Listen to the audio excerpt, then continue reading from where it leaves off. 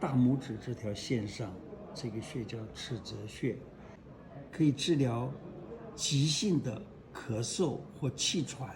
按到的时候，你让它深呼吸，它就可以治咳嗽了。大拇指这条线上，这个穴叫尺泽穴，可以治疗急性的咳嗽或气喘。按到的时候，你让它深呼吸，它就可以治咳嗽了。